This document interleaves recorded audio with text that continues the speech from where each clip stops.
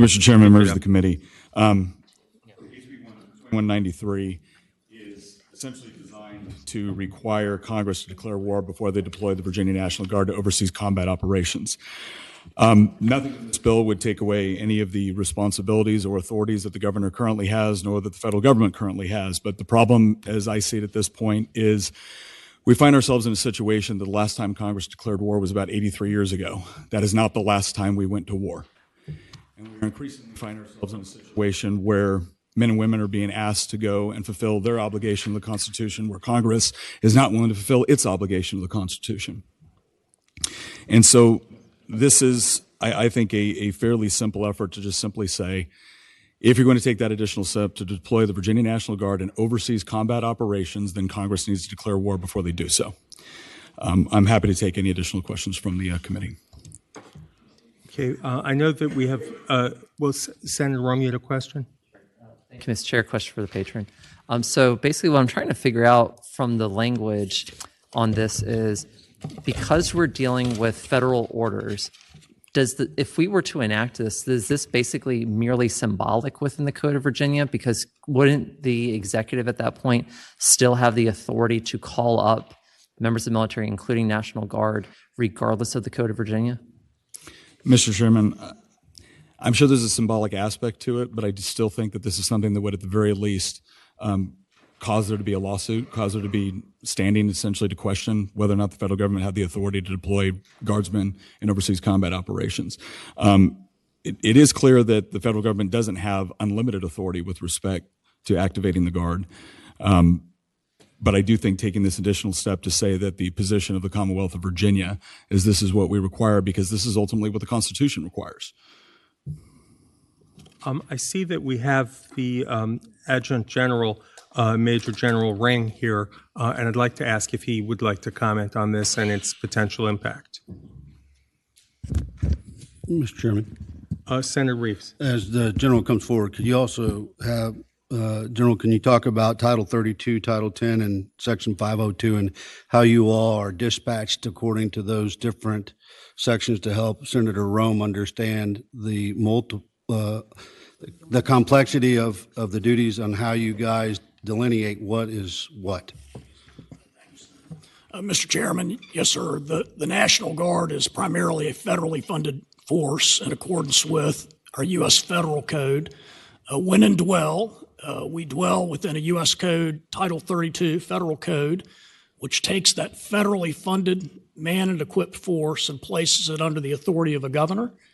But that is only to man, equip, and train to do the global employments that we do. The federal government can, at the direction of the command authority and also Congress, deploy the National Guard globally at the call of the nation, as we have in the Virginia Guard since World War I, and frankly, since 9/11, with thousands of National Guard deployments around the globe.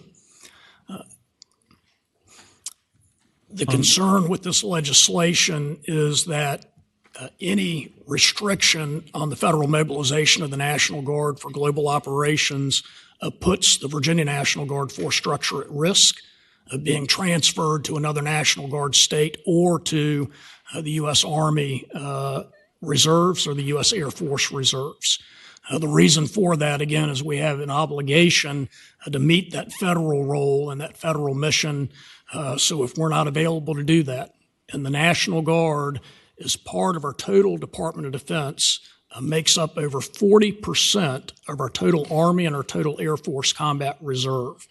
And so if the Commonwealth were to put state language to restrict that use, frankly, the federal government would be at will to transfer those personnel authorizations. That's over 9,000 Army and Air National Guard positions.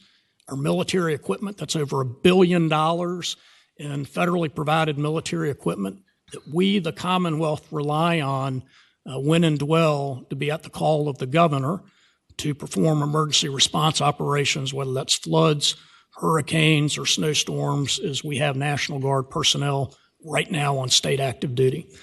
This language, which is commonly known as the Defend the Guard Act, so it has a positive name for that. It has been introduced and also defeated in over 30 states around our nation, and there is no adjutant general of any of the 50 states, nor the District of Columbia and our 3 territories that support the Defend the Guard Act language. So, Mr. Chairman, I remain available for any other questions. Any further questions? Okay, I'm going to go first to Senator Williams-Graves, and then Senator Van Valkenburg, and then to Senator Reeves. Thank you, Mr. Chair, and thank you so much for giving us all of that information and helping folks to understand how the National Guard works. Had the opportunity to visit, I think the years run together. It was either this year or last year, and it is an incredible organization that you all have, and you do very good work. I believe that while well-intentioned and well-named, that this bill will do more harm than good. So at the appropriate time, Mr. Chair, I would move to pass this bill by indefinitely. Okay, we'll come back to that motion. And Senator Van Valkenburg? Okay, so Senator Reeves, did you want to speak before we take action? Yes, Mr. Chairman, just I want to speak briefly to the bill. I know both these gentlemen very, very well, and I know they're both combat veterans, and I know they understand what it is to take the oath of office to support and defend the Constitution, and I absolutely agree with the premise to which Delegate Freitas has brought this bill forward, and I know the Adjutant General also agrees with that. The challenge that we have is we're not in charge of Congress, and that is, I think, the overlooming issue, and my concern is as much as I'd like to move this bill forward, to send a message, I don't want to put at risk our opportunities and our abilities to respond to natural disasters like we had to face here, or get out to the island where we can't get there because we don't have any helicopters. So I don't know if we have the right issue or not, but I just wanted to make that statement. Mr. Chairman, might I be before the last word? Freitas, did you want to wrap up? Thank you. I understand the concern with respect to putting funding and equipment at risk. I'm tired of our sons and daughters being put at risk. I know what it is to go to war.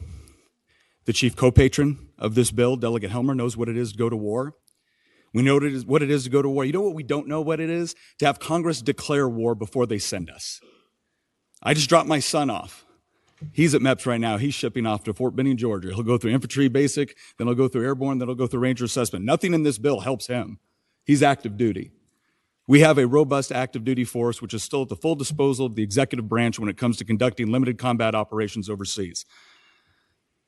I just want to know at what point do we take any measure whatsoever to tell the federal government that Congress should display an ounce of the courage that they require out of the men and the women that they're going to go over there to trade everything. The men and women in uniform are upholding their obligation to the Constitution. Congress is failing, and nothing has changed. This is an opportunity to do something about it. I hope it'll be the will of the body to look favorably upon the bill. Thank you for your presentation. Okay, there was a motion and a second to PBI the bill. We will vote on the board.